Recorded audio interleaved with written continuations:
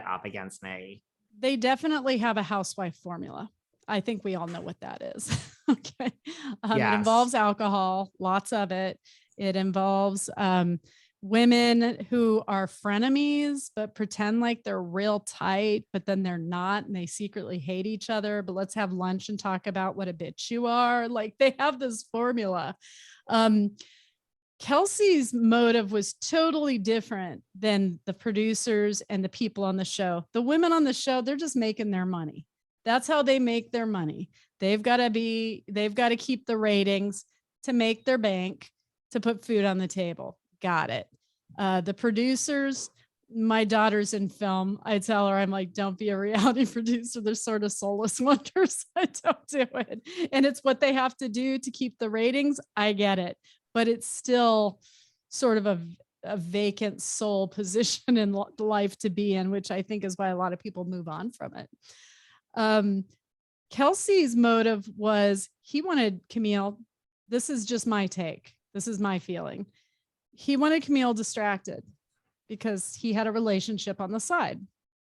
I knew that they were having problems already. Some people have said, maybe you're picking up on Camille. I'm like, no, I already knew they were having problems. So that's not something I was going to say at the table. I was like, it was specifically Kyle. I stand by that. So when it came down to him, he just was pushing her away. And I got caught in the middle of what was turning into a very ugly divorce. And that's what it was. So his motive, totally different than hers. She needs to be relevant. She needs to be loved. She needs fans. That's who she is. My friend Tom had run her chart a year before. He said she only shows loyalty to men. He said she'll never show loyalty to you. Just be aware of that. And I mean, he could not have been more right. She shows loyalty to men. And that's it. After sitting at the table with those women, I went back to my husband and we had a long talk. And I said, we have 3 daughters. I want them to go to college. I want them to be somebody out in the world that's their identity, who they are. I was seeing what women in Beverly Hills could turn into, or women trying to get into Beverly Hills, I should say, because some of them were just trying to get in. They weren't really from there. And I said, I don't want our daughters to be groomed to marry somebody famous or rich. I want them to make their own money. And so we said, we're going home.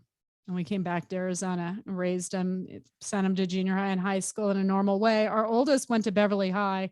She was a Beverly High cheerleader. She was already walking red carpets because her boyfriend, his sister is a famous actress. And so she was going to all of the openings.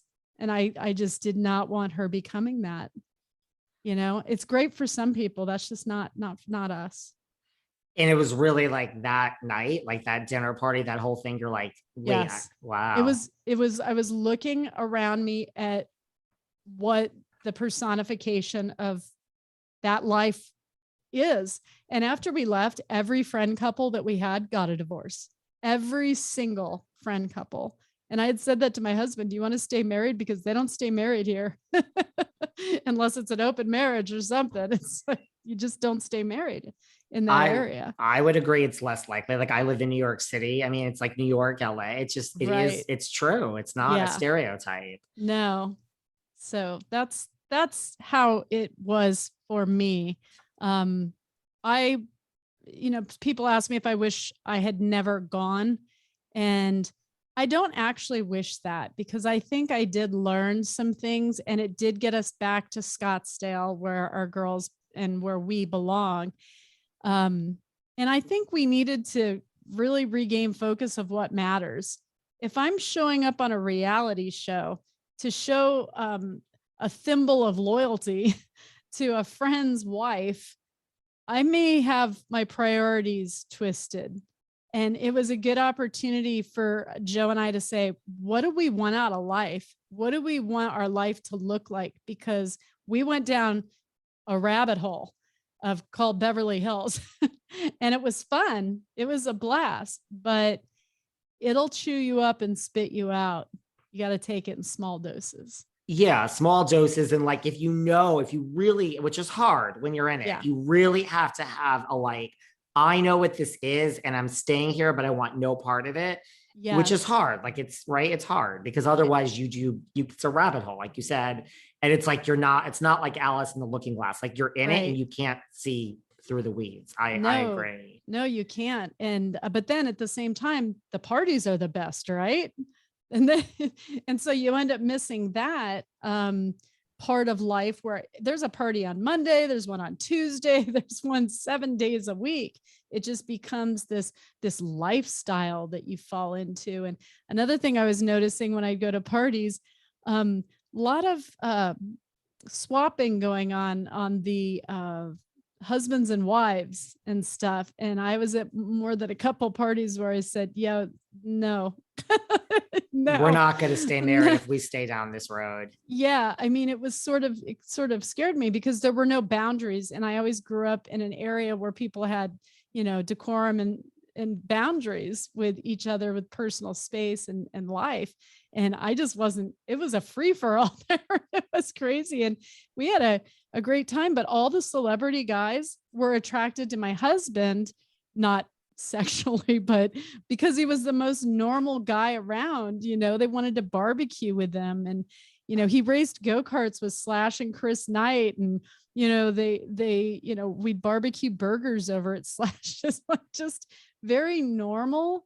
And I'd make like my vegan cheese ball and bring it over. And his wife was like, screw the cheese ball, get your ass over here. They're like starving for normalcy.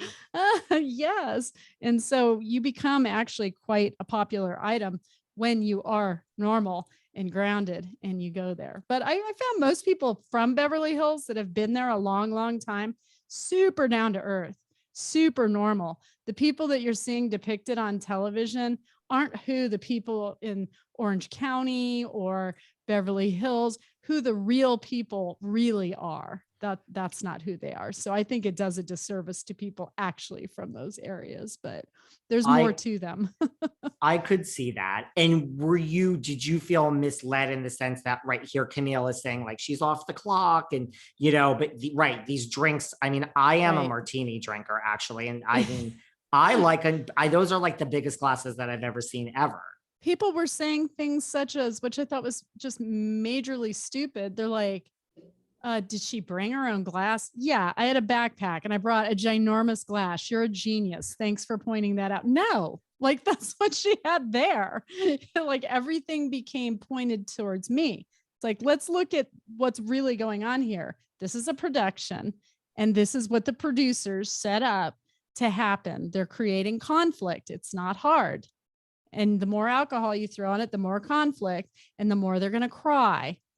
So, a lot of the episodes are criers. So the only takeaway from it is if you're asked to be on a reality show, you're probably going to turn into a different person that